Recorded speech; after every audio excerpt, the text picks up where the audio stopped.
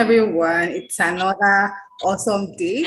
And today I have a guest in the house. I'm sure you can see her already, so I'll just really go straight to the point. Yes, so I have a guest in the house. Let me give a little intro of how I got to know her. Yes, so I have a friend studying in Uganda, yes, in medical school. And when I shared the idea of reaching out to teenagers and talking about addiction, and then she came up with the name Kye. Have you heard this name? That he went for her program and he heard her story, and it feels like perfect. This is a perfect story that already needs to share to teenagers. And I felt like, okay, tell me a little about her. And when he said everything, I felt like perfect. Send me her email. And then he said, okay, yeah, that's a book. And then he snaps the back of the book that you wrote. And then he has your number, your email, your work email, and everything. And then he sent it to me. So I'm like, I'm just going to reach out to this person. So for this video, I'll say thank you, Simeon, for linking me up with her. Yes, and yes. So today, her name is Kye. She's from Uganda, and I would really like you to pay attention to her story because she's a person that's also going through addiction and is out of it and doing fine. Like she is living her life as God has ordained it, and that's the beautiful thing. Amen. She has a grip of things around her now, as against allowing addiction to direct our will and tell her what to do at different times. So over to Kye, can we meet you? Wow. Oriolua. Thank you so much for that introduction. Well, it's okay. It's all right. Can I just say all right? Wow. I'd just like to start by saying thank you so much for the opportunity. This is exactly what we are ordained to do. You know, when we are set free from the shackles of bondage, we too are sent out to free other people and also just let other people know the benefits of actually living free and not, being under bondage. And just to summarize my story a bit, because it is quite long, but my story started when I was a young girl. I grew up in a household where I lived with my father, I lived with my mom, I lived with my elder brother as well. I'm the last born, so it was really a normal household. However, I grew up, as the years went by, I noticed that my mother had an alcoholism problem. And it just got worse over the years. And I think I started to notice the adverse effects when I was about 8 years old. But by then, I did not know that it was alcoholism. I just knew that she was acting out of character. And so, for me, it confused me a lot, being a young child. And this is a parent who would act out of character. What do you do as a child? She was a very lovely lady. She was very caring. She was an entrepreneur. She loved life. She loved, hosting parties. Every weekend at home, we had parties. So for me, I grew up seeing, parties and alcohol and all this stuff. For me, it was normal, and so she loved hosting people. I remember at any one point when I was a child, we always had a relative living with us or two relatives because she had such a generous heart. But she did struggle with alcoholism. I do remember when I was a child, one incident on a number of occasions. I used to go to day school in primary, and she would forget to pick us up from school. Yeah, she would literally forget. And so the school would have to call her to come pick, or she would send the housemaid, or she would send us a cab driver or something like that, all because she was incapacitated because she could not, make it to come pick us to school.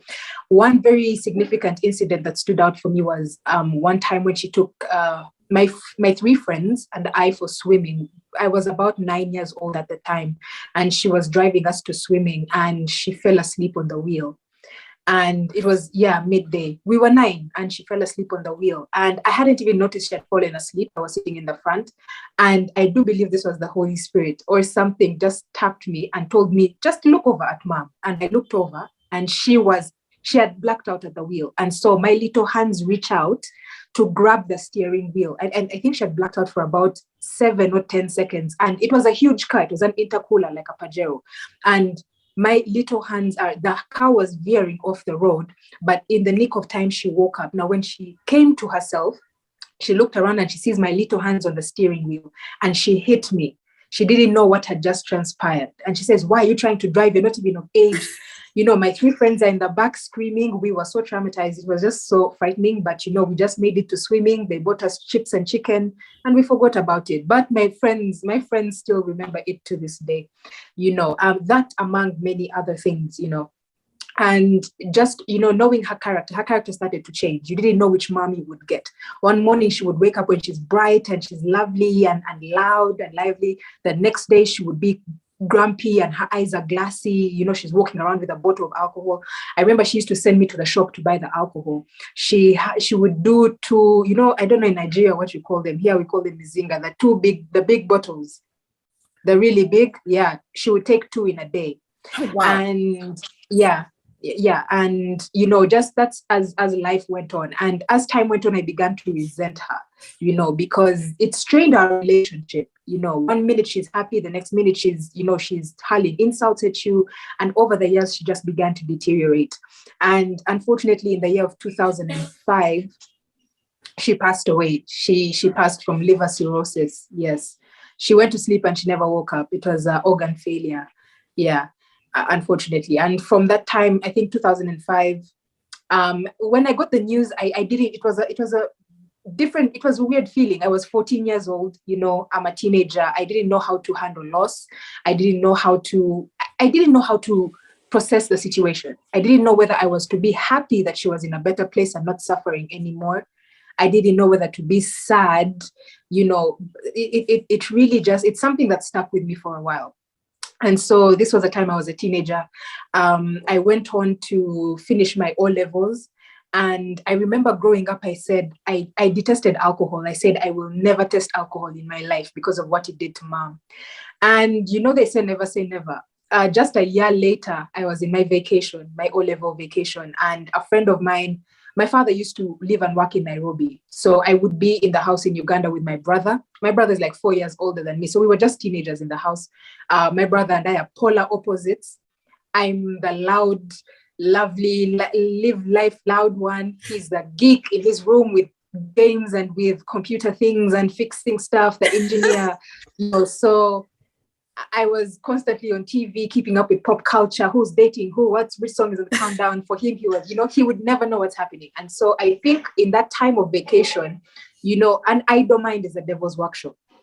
And so all it had to do, because I was never that child, who, people would say, as we go out and party, and I would look and I'm like, that it would never move me. So a friend of mine from school called me one day, and he was a good friend of mine, and he called me and he actually convinced me to go out with him one night. He was a really good friend. And we actually went out. We went to a discotheque, very popular. I was 15 years old in a discotheque. I had no business being there, And so we went in, and long story short, I had my first taste of alcohol. Of course, when I walked in, all the options they were giving me were reminding me of mom, all these beers and whiskeys and gins and all these things. I said, please, I beg, I don't like those things. Please get me something else. And so they brought me a really sweet, I'm a sweet tooth. So they got me a really sweet drink. I won't say the brand, but it's an international brand, and a really sweet drink. And so that was it. Now, because I did not know what intoxication felt like, I didn't know when I was getting drunk. So I was just drinking. I took about 12 of those small bottles in the space of 2 hours. Wow. Yeah, because it was sweet. It was really sweet. It was just going down like juice. I'm like, wow, this is lemony and citrusy. And, I'm just taking it for real. And all I know is that as the night went on, the music started sounding better and different. One is you start with the shoulder moving, then the knees moving. Then next thing I danced all over the entire dance floor. And I was so, I think, out of control, because my friend came and told me, Che, I'm taking you home. And I said, okay. Actually, I resisted, but eventually he took me home. I don't even know how I got in the house. All I know is I woke up in the morning and I opened my eyes. I had a pounding headache. I was so thirsty. My body was so weak. I had aches all over my body. I was still in the clothes I was in last night, even the shoes. I just fell on the bed. I was holding the purse. And I know I opened my eyes. It was midday. I carried my phone. I looked at the time. And the first thing I did, even with my head pounding and all these things, was to call my friend and I asked him, where are we today?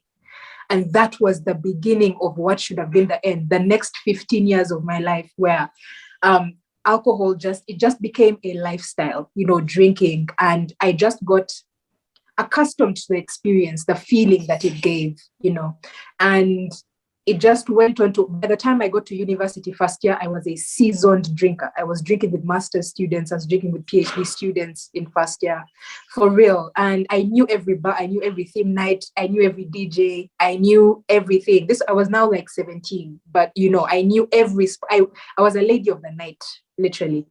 And so I got to university, but this is where now the alcohol abuse began, because now I had a new level of freedom. As much as I was free at home, I now had a new level of freedom. And so, you know, I abused it. I used to drink a lot. It started to affect my studies. I wouldn't go to class. I would just drink all night. I would black out. I would wake up at 2 p.m. I realized the day is gone. Whatever. I just take a shower, find something to eat, and then start all over again. First semester of university was good. First year, second semester, things went down the drain. I chewed my tuition money to drink, and I didn't know what to tell my dad. I had to lie to him and tell him at the end of the semester, I don't like the course that I'm doing. They got me another university. Same thing happened, you know. Same thing happened. They took me to another university. First year, first sem was good. First year, second sem, same thing happened. And I ended up ruining, you know, the second chance that I had at university. And this time I was so disappointed in myself, because I said, how is my father going to take it? This is a man who has provided for me everything. And so, you know, I just stayed in university, just chewing tuition. My father would pay university tuition, but I would just chew it for 3 years when I was there. So I would just chew it. And among other things, a lot happened in that time, you know, making bad decisions. I got into a lot of decisions. I underwent an abortion when I was in university, very painful. But of course, you can't escape forever. Eventually, my father found out, and you know, he carried me to Nairobi. They put me in a convent, but even in the convent, all I needed was time. Somehow I managed to sneak cigarettes in there. And the sisters were so traumatized. They called my parents and they told them, no, like, this young girl they were so politically correct. They were so traumatized. They say, this young girl is so brilliant. She can put her wisdom to good use. Find something for her to do in Kampala. And so they took me back to Kampala. And, you know, there was just this look of disappointment on my father's face. And long story short, let me put you in there. What did your mom say? What would? Yeah, what would she have? At that point, what would you think she would have said? I have no idea. To be honest, I do not know what she would have said in that moment. How do you think she would have felt seeing like a replica or something like that? It wasn't even a replica, because she wasn't doing the things that I was doing, you know. She was looking after her businesses and things like that. She was what I can call some days she was a functional alcoholic, some days she was dysfunctional. You understand? For example, she would look after her businesses, but she would forget to, you know, cater for her children. You know, and that's a yardstick of how people need to understand how to measure the effects of alcoholism. Someone can say, I'm not an alcoholic. Why? Because I go to work every day. I still have my job, you know.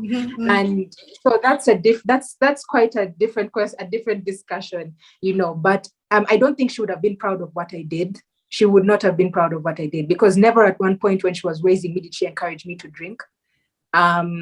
So I really know that any sensible parent would not encourage their child, not even just drinking, to abuse alcohol.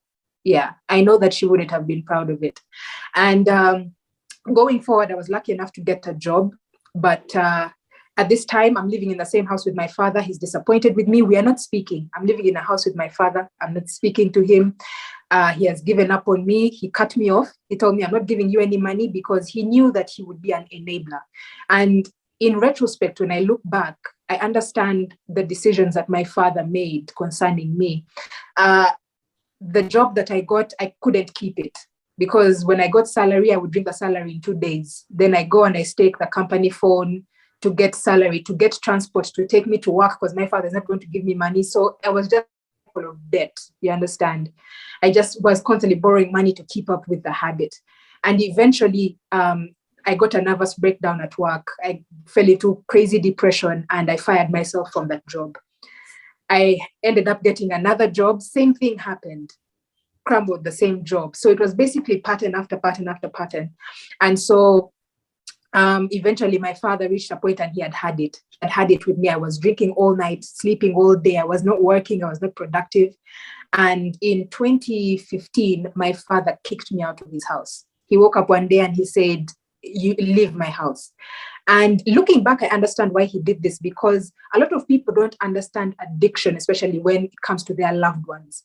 They don't know what's happening. And this is somebody who had lost his wife to the same thing, and now he's seeing it recur. And listen, I look exactly like my mom. There's a day I came home at 6 a.m. and I was getting water in the kitchen, and my father came in, looked at me, and he said, "You are your mother's daughter." I was so drunk. And it's something that we need to sensitize people about, because a lot of people take out that frustration on themselves because they see a loved one suffering. I believe my father felt like he had failed. He had failed with his wife. Now his daughter is manifesting the same things. He didn't know what to do. It's embarrassing. A lot of people who used to come home stopped coming home. People stopped inviting my father for events because there was that stigma around, there's something going on with that family. We don't want nothing to do with that, So yeah, long story short, he kicked me out of his house. And in 2015, I began living in the office where I was working at the time. Imagine, for a month, I lived in the office. I would sleep under the desk where I worked. There. Your co-workers didn't know you were staying there. They didn't know. There was only one lady who knew. She was the steward. Okay. The lady who used to organize and serve like tea and stuff like that. She's the one who used to keep the office key, and she was a really good friend of mine. So she helped me with it. And sleeping in office is uncomfortable. So in the night, I would just go out and party. I would go out and party and then make my way back to office in the morning. And before people come in office, we had good bathrooms. So I would freshen up and people would find me at the desk. And they would keep thinking, I remember one of my bosses said, "Wow, Che, you're so early for work these days. Yeah, keep it up. You might be employee of the year." My goodness. But eventually, a month later, the HR came to me and said, "Che, you can't be sleeping in office." And I tried to deny it. And then she said, "You know that this place has CCTV surveillance?" And I said, "Wow, okay, I'm busted." And by God's grace, I got an opportunity to live with a friend, a house. They were looking for a housemate. When my end of month salary came, I paid them the 4 months deposit, but this friend was also a popular DJ in town. So I had free drinks at every night from Monday to Sunday. Yeah, so it was frying pan into the fire. You understand? Eventually, I fired myself from that job too. That's your second job. Yes. And eventually, I wasn't able to pay rent. So it went from 1 month without paying, 2 months without paying, 3 months without paying, 4 months. And eventually my friend also saw that, this is not going anywhere. So he just told me, pack up your things and just leave. Forget the arrears, forget this. Now, remember when my father... That's the second person sending you out of the house. Yeah. Just the same way my father threw me out of the house. At that time, I had an office to go to. Here, I had nowhere to go. Nowhere to go. So from July 2016 to February 7th, 2020, I was homeless on the streets of Kampala. 3.5 years. It was just... Where did you literally pass every night? Sorry? So where did you pass every night? Where did I? At the park. Where did you pass every night? Like, where did you sleep every night? Oh, no, you see, survival is for the fittest. You never know how to survive until that's the only option you have. I would be in bars. Of course, I would go to familiar territories. That's the nature of the human psyche. You survive by doing the familiar. So, of course, because of bars, also, I forgot to mention, I'm a DJ. So I love music very much. Yeah, so... I would sit in bars, so I could camouflage. First of all, one thing you should know about Uganda is like party central of Africa. There's every other building is a drinking establishment in Kampala. Every other building you pass, be it high rise, be it a little shack, it's a drinking establishment. You can never fail to find a place to chill or to hang out. And so I would camouflage there. The bars open up till about 7, 8 in the morning in Kampala. That was back then. Now they even go beyond, some don't even close. So I would sit there the whole night on my phone. If I had some money on me, but of course, being a girl, you know how men are. They come, look at this fine girl. buy you beer. So, you just sit there. And also I had my glasses. So men would make a pass at me thinking I'm like a hoe. You guys call it a shower. And, they would come and try their passes on me. Me, as long as he bought me beer, I was okay. But he would come and he tries making his passes on me. And then at the end of the day, he finds out, but you're so intelligent. This person who came to try and coerce me to sleep with him, we end up talking about the foreign economic policy of Uganda. And he's so confused and he's like, but what is such an intelligent young girl like you doing in a bar like this? And we would end up talking and conversing until the end of the night. And at the end of the night, he would be so perplexed and so he taken away. He would give me like 50,000 Uganda shillings and say, here, this is it. Like, just, yeah, you've been such good company. Go prosper and do whatever you want. And that's how I would survive. And then in the morning, I would look for a restaurant because I had a handbag. That's all I had. The clothes on me, a handbag, and two tops, a skirt, and a shawl that I carried everywhere. Now, the handbag was my pillow, and the shawl was what would cover me at night. Because when bars would throw you out, also there were slow nights like Monday, where the bar closes early. People have to work the next day. I would go look for, shopping malls, the veranda. I would look for a veranda and sleep there. So I would talk to the askari. Usually they like cigarettes, and I would have cigarettes. And I asked him, boss, I have nowhere to sleep tonight. Can I crash on this veranda? And then he asked me for 2 cigarettes. I give them to him and I sleep. But he says, as soon as it clocks 6 a.m. or 7, get up and go. And I say, it's okay. So that's how I would survive, being in bars. And of course, being in bars, it comes with a territory. I was just constantly drinking. So I started drinking to survive. And it just got worse and worse by the year. And in 2019, I remember I got the news that my eldest brother had passed away in the UK. He had passed away from alcohol complications. He had suffered with alcoholism as well, all his life in the UK. And it hit me. So I took it so badly. I remember I was in a bar. I took it so badly. That week I decided I just wanted to give up on life, because at that time, no one knew where I was. I was useless. I had lost so much weight. I looked so terrible. My skin was ashy. If you met me, you would think I was a mad woman in 2019. And so I got the news, and that week I decided to just drink, because I was thinking about, this happened to mom. Now this has happened to Kenneth. Why won't it happen to me? Yeah. What is the point of this life thing? I was literally drinking just to survive, sun up, sun down. And so nobody knew where I was. My father did not know, had not checked on me in all this time. And that used to be at the back of my head. Like, am I this useless? Am I this valueless? That, nobody loves me, nobody cares for me like this. I detested my family members.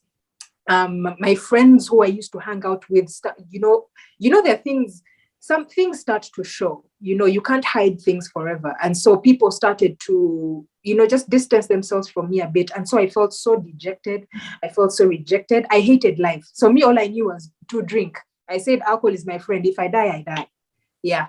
And I remember 2019, that week when I got the news about my brother's death, I had 2 near-death incidents. Wow. I drank so much. Now, I don't know if you've watched a series called 24. Mm-hmm. Mm-hmm. There's a main character called Jack Bauer. So there's a term we have called Jack Bauers, where you drink for 24 hours without resting.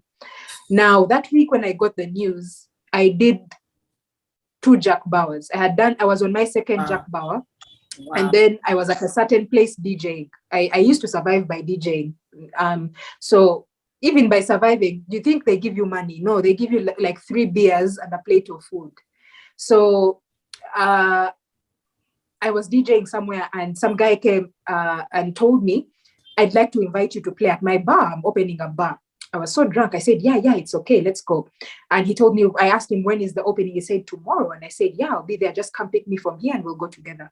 And so he came the next day. He found me there. Now, the next day, that was my 3rd Jack Bauer without sleeping. Wow. And I was drinking. Yeah. So we go to the bar that he's opening. And I remember I walked in. Even him, he asked me, he said, would you like something to eat?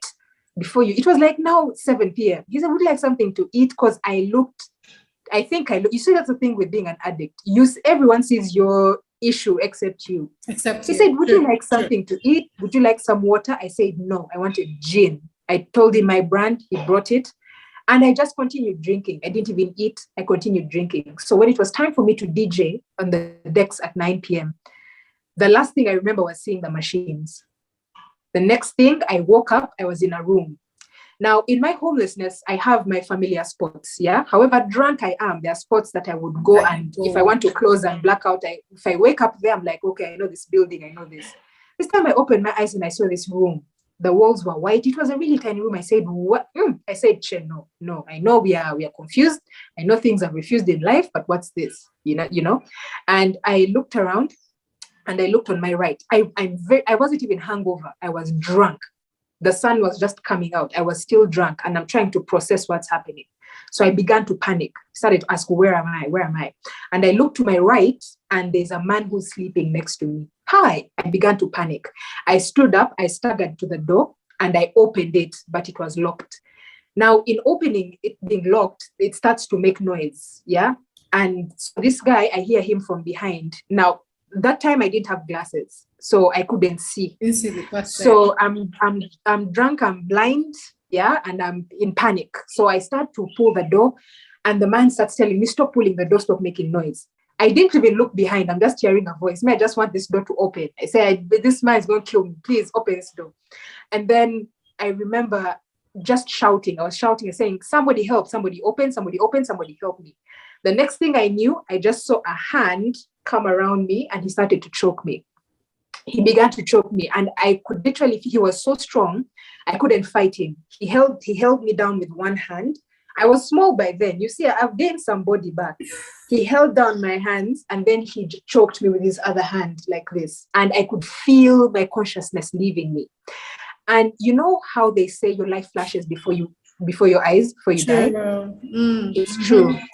I began to see mom, I began to see my dad. And you know, all I could think about was, no one knows where I am. This is how girls disappear. So if anything happens to you, that's just... If anything happened, no one would know. They will just say that one was just wiped out of the clan family. Nobody knows where she is. I would have died. Do you understand? And nobody would know where I was. Not my brother, not my father. Nobody would know. Because even later on, I found out the place where I was, it's not even a place I usually go to. It's a strange neighborhood. And I said, what am I been doing in this place? So if I had disappeared, I really would have disappeared.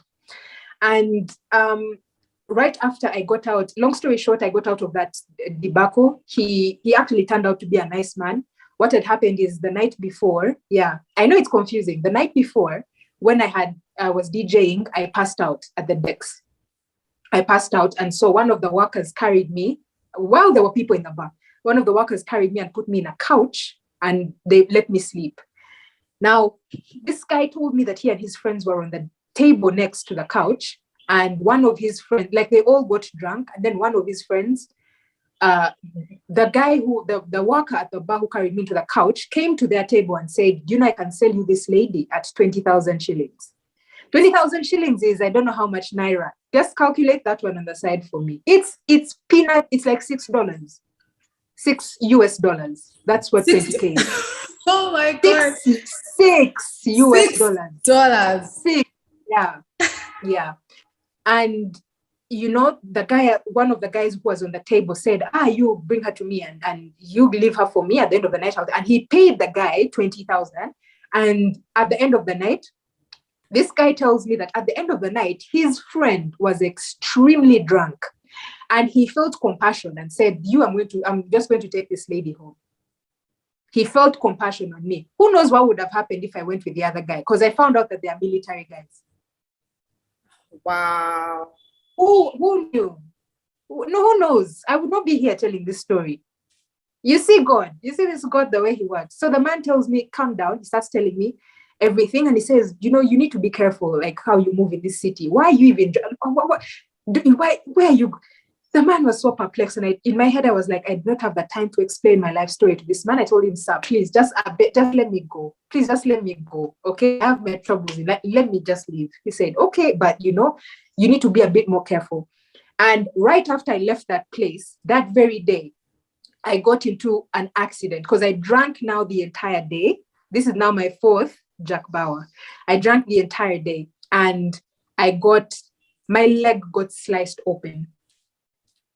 My right leg. I have a very dangerous scar. I don't know if I can share with you. It's a very, very dangerous scar across my right leg like this. sliced it open, and I was crippled for like 3 months. I want you to imagine a homeless crippled person walking on the streets with a very dirty bandage, white, very dirty bandage on my leg, because I couldn't afford to even buy a bandage. Any money that anyone gave me, I would go about 2 weeks without seeing even $2. It was hard. And so any money that I would get, if someone gave me $1, because a bandage is like 50 cents. If a person gave me $1, $2, I would go and buy cheap alcohol and cigarettes. I see this leg. If this is my time to go, let me go. Because there was nothing to live for. I'm fixing the leg, and then what?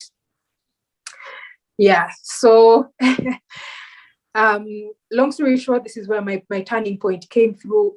In 2020, by God's grace, some money surfaced. The Uganda National Roads Authority wanted to build a road in the place where my mom is buried.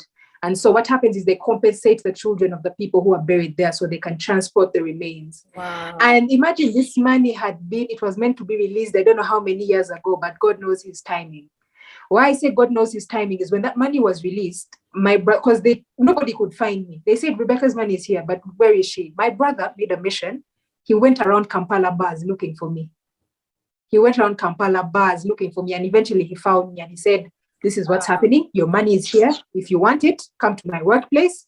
You withdraw. Because now he wasn't going to entrust me with all that money. It was a lot. It was in millions. And he wasn't going to entrust me with it. He said, if you need money, come to my workplace. We withdraw. You go and get. So he found me. He put me in a guest house. He said, be here for 3 days, sober up. After 3 days, here is money. I'm going to send you a broker. Go and look for a house. So at this point, I'm comfortable in the house, although I still want to go and drink because that's all I've known. Although now, what's motivating me to drink is that I now have a place to come back and rest. I can have a cold shower, a warm shower, eat something, But eventually, I spent all that money drinking. I did. I spent all that money drinking. I was able to buy a phone. I was starting to search for jobs, I really wanted to get back together to, just to try and get a certain semblance of life. So I started searching for jobs. I bought, clothes for interviews. And lo and behold, a month later, in March, they announced the first COVID lockdown in the country. And so this is how you know God's timing, because I do not know where I was going to be on the streets in the lockdown, because they really, bars were closed, shops were closed, everything was closed. I did not know where I was going to be. And so here I am in the lockdown. There's no cars moving. Usually I would have drunk from home, but now this is where the trouble began, because where I was staying was a bit on the outskirts of town. And so only essential workers were allowed to move in vehicles, doctors, lawyers, but things like shops, a lot of shops lost supplies, and things like groceries, things like alcohol, cigarettes. And for me, that was basically what was it. For me, as long as I had alcohol and cigarettes, I was okay. If there was no food, I was fine. But I needed alcohol and cigarettes. And so this is where now the pruning began. And a lot of people ask me how I did it without going to rehab. And I keep telling people rehabilitation is not a place. Rehabilitation is a process. I underwent my own rehab with God. Rehabilitation is a process of renewing the mind to default settings, because there's nobody who was born addicted to gambling. There's nobody who was born addicted to pornography. Nobody was born addicted to substances. You just have to go through a process where your mind is renewed and new information is downloaded so that you can go back to that default place where your mind is now operating normally. And it was a very brutal process, because what it is it's a battle of the mind. Okay, I was stuck in that house, those little 4 walls. It was a studio apartment. Those little 4 walls. I had nowhere to go. I had no money. I had no alcohol. Now, all I knew in life, how to escape from things or how to deal with things, was to drink alcohol and to smoke. For the past 15 years of my life in that time, all I knew was to drink and to smoke. And now these substances were not there. So what God was doing was removing whatever value I found in those things in me. And it was so painful, Oriolua. I would wake up in the middle of the night and I would be picking at this scar that I got. I would wake up sweating. I was having lucid dreams. I was sleepwalking. At one time, I found myself at 2 a.m. walking out of the house. I was trying to open the house to go where? You understand? So it was a battle. It was painful. And in that time, it was a war between my mind and my body, because my mind was now wired to know that I need to drink. And one thing is, this is now what is called the withdrawal process, the initial stage where you are not engaging in an activity or engaging with a substance that you are, addicted to. And the only way, a lot of people ask, how do you know you're addicted to something? The only way you know if you're addicted to something is if you're given a specific time period to go without it. There are people who are addicted to social media and they don't know it. Let your phone just be stolen for 2 days. They'll start sweating. They'll start, imaginary notifications. They start imagining that the phone is buzzing in the pocket. All these are psychological effects of what is called addiction. And I had to undergo, I underwent it for a very long time. For different people, it happens for different periods of time, depending on what the substance was. For example, people who use meth, people who use heroin, it's different for them.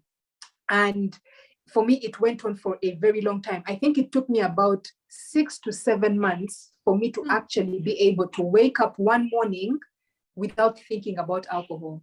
Wow. Because in that withdrawal period, that's when relapses happen. I think you've heard of relapses. Relapses happen because when the mind is accustomed to chaos, it can't comprehend clarity. So that time when you're not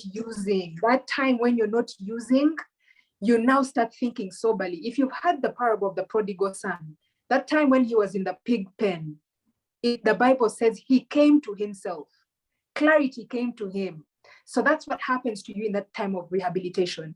And unfortunately, 2 of the major causes of addiction, one is peer pressure, where people are curious and want to experience, but the second and the most deadly is it is a result of unhealthy coping mechanisms. Addiction is not the problem, it is a symptom. People run to substances, people run to activities because they're trying to cope with certain hurts, with certain difficulties in life. And unfortunately, the thing is that when you're going through hardships, if you choose an unhealthy method of coping with it, you can end up with a condition that might hold you bondage for the rest of your life, right? And so, in that time, I had to come to a point. It was so painful because your mind is where the battlefield is. And it is the worst because you carry it with you everywhere. I couldn't run to the bathroom and leave the problems. I couldn't run to the kitchen. All the problems were here. I started now in the clarity that began to happen, the clarity that was coming. I started now to think soberly. And this is the reason why a lot of people resort to substances, because they don't want to deal with certain issues. They don't want to deal with reality. So now, the entire 15 years of me using started to be clear before my eyes. How I had hurt my family, how I had wasted 15 years of my life, how I'm, past the 30-year mark and I haven't finished school. I'm trying to get another job, but, I was, all these things started coming to me. And at this point, it was rock bottom. It was the darkest place of my life. And this is very interesting because this morning for the new month message on my social media and my website, I've written about transition, the tensions of transition. It's a very dark place. It's a very, very dark place that you have to go through if you want to get to the other side. You have to deal with all the things that are holding you back. You have to confront them because healing begins by feeling. People take substances to escape, but you need to feel. And so I had to sit down and in that time, I cried to God because I had no other option in life. When you hit rock bottom, that's when Jesus shows you that he's the rock. You cannot go any further than rock bottom. I cried to God and I said, God, whatever is going on in my mind, whatever this is, remove it from me. I can't just help me remove this thing from me. And eventually God began to help me feel and understand how I had hurt my family, how I had hurt my friends. You know, I had done terrible things in the past. I had 2 abortions. I'd had 2 abortions. I had stolen money from relatives. I had done so many things. I had, you know, done terrible things to my friends. And so I had to start by forgiving myself, because in that time when people start to think clearly, condemnation comes in. You start to condemn yourself because you can see your mistakes clearly. So a lot of people condemn themselves. Now, people end up falling in relapse because of that condemnation. They drink to forget the terrible things. And so in that time, God had me do a very sober estimation of my life.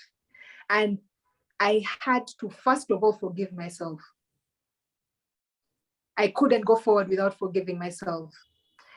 The reason why we condemn ourselves is because we hold on to things that God has already let go. And that's what Romans 8 verses 1 tells us, that there is no condemnation for who is in Christ Jesus, right? I had to forgive myself. I had to got a notebook. Do you know what they call sober estimation? I cried. I wrote down all the things I'd done to family, all the things I'd done to friends, how my life looked in that moment. Did I want my life to be like this? What did I want it to look like? I had to acknowledge that there was a problem. You cannot help somebody who has not yet acknowledged they need help. This is how, have you heard of stories of people have bundled up and taken to rehab?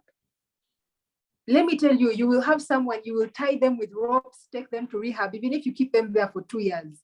After 2 years, you'll have a clean, angry person come out. A clean, angry person, which is why everything has to be done in order, healthily. You know, you can, as painful as it is, and this is for loved ones, anyone who's dealing with someone, a loved one who is dealing with addiction, it's painful to watch them suffer. It's very painful to see what they're doing, but until they make that acknowledgement that they need help, there's nothing you can do. That one, only God, the Holy Spirit has to touch them. All you can do is pray and be there for them. That's it. And so in this time, a friend of mine checked up on me and told me, "Oh, Che, it's been a while in the lockdown. How are you doing?"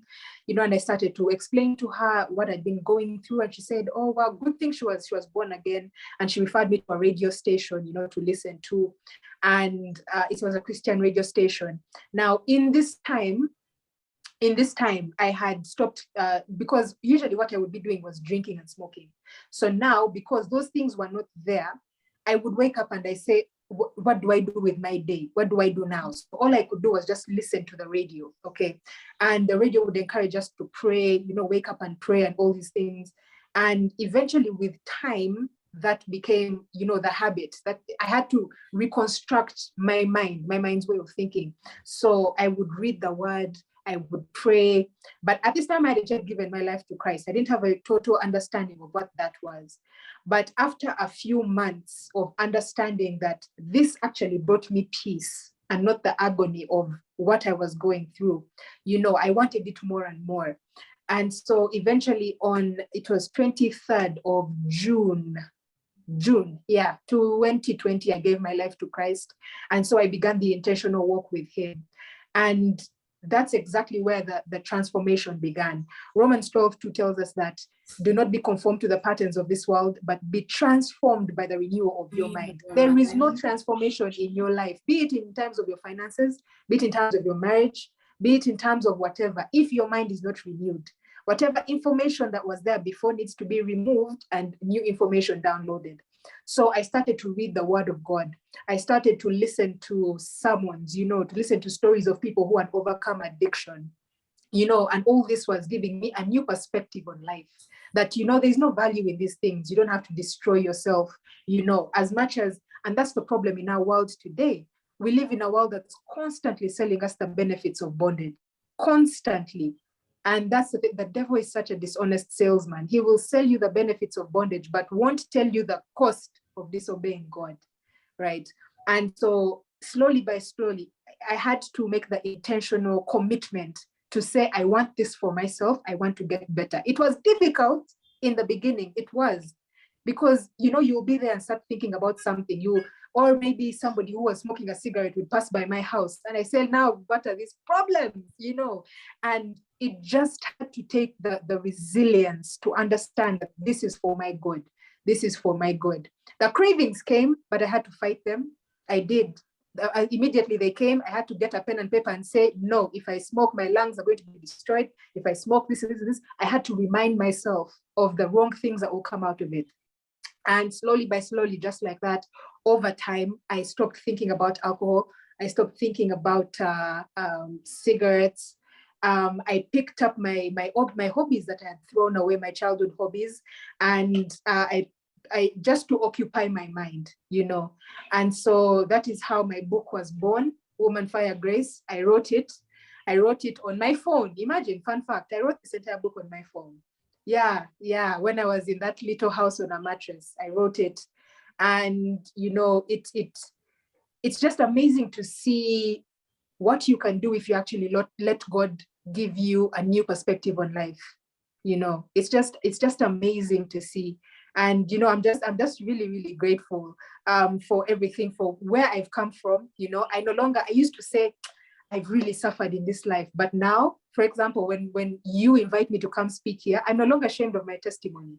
I'm so glad anywhere anyone wants me to speak about how I did abortion, how the man wanted to strangle me, I say, call me out. Right? Yeah. So I just thank God. Now, God is just so good. Let me just, now that we've reached the end and we are wrapping up, I want to ask you the final question. Now, so while you were talking, it just came to my mind like, okay, now, oftentimes, majority of people say that, okay, so it was depression that drove them to that addiction thing. It was something happened in their life, maybe like a big hit. Yeah.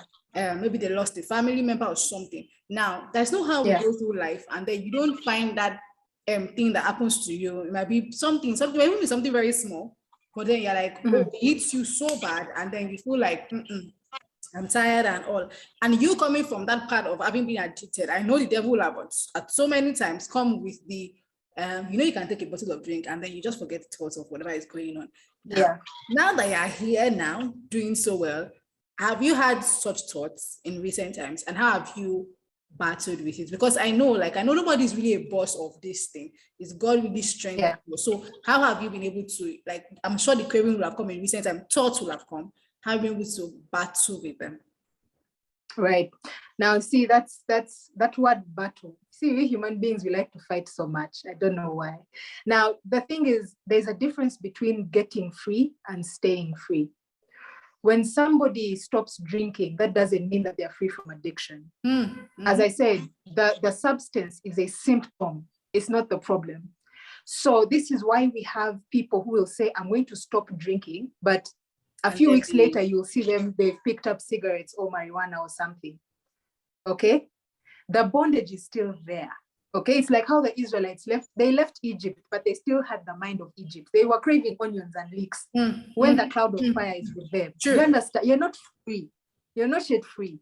So that is where the process is, the process of transformation. You have to be very deliberate.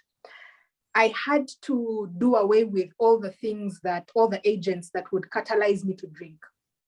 I stopped I had to stop talking to some people. I did, because our relationships were just, come, let's drink, come, let's do this, come, let's do this. I had to cut off some people. I had to stop going to some places. I had to pick up new habits. I used to do, back in the jobs that I used to do social media management. So I taught myself how to do graphic design in the lockdown. And so I started a communications consultancy doing graphic design for people to occupy my mind and also to, better myself as well. Wow. So that's constructive development. All this is battling, by the way. All this is battling. You're battling thoughts, you're battling things that are trying to get you back to doing what you're doing.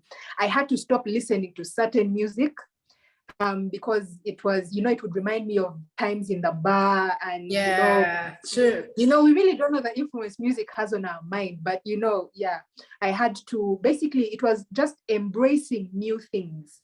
I had to embrace new things to fight my old mindset. And eventually, with time, I started moving with a new perspective in life. That even now, I go to the bar, right now as I speak, if somebody invited me to a bar to sit with them, I will sit. And I will not even be tempted by the drinks, and I'll let you drink what you're drinking, but I won't. Why? Because it's been a deliberate process of renewing of my mind that this thing has no value to me, and it has no mastery over me anymore. Yeah. Thank you so much. This is an enlightening session. Really, thank you. When you said thank you sitting so at the much for bar, I'm having like, me. okay, and you're staring at that thing in the face, and you're saying, I'm not just going to drink this. But then this is so much of how really somebody can overcome and be true, stay free. I like that part where you said that the difference between you staying free and then you have become, so it's like there are two different things, and that's really very true. Really true. Yeah. So thank you so for much having me, for being a voice to me, to other teenagers going through all of this. Thank you. And just like my friend said, he just said exactly like, you'll be so wild. And really, yes, it was right. Thank you. Wow. Thank you so much. All right. Thank you for sharing with us today. Anytime. All right then. So at this point, we end this amazing session, and I trust that teenagers have picked a couple of things, in short, a number of things. And one thing for me is, even if you're battling now, just know that the freedom is very close, and be deliberate, be intentional about it. Don't stay in between. Tell yourself what you want to do and put yourself in that place where you get to do. Now, interestingly, she wrote the book on her phone. Ordinarily, you think, I don't have what it takes, I don't have all the materials to put together. But then she did that on her phone. Somebody coming out of a process and still launching herself forth into something. So this tells you that irrespective of the journey of how far you have come, it should not, and it cannot hinder where you are going if you set your mind right and you are deliberate about it. I feel like this thing has a lot of things to do with you, with your will, with you saying, I want to do this. And when you learn from the story of somebody like this, then you know that really, if somebody else can do it, then that means I really can do it. And I trust God in you. I just want you to open your heart and know that God is on your side. That's one place I'm sure you can draw strength from. And really, you really come out better on the other side. So thank you for joining us today. Thank you so much, Rebecca. I am grateful. Thank you. All right. So much.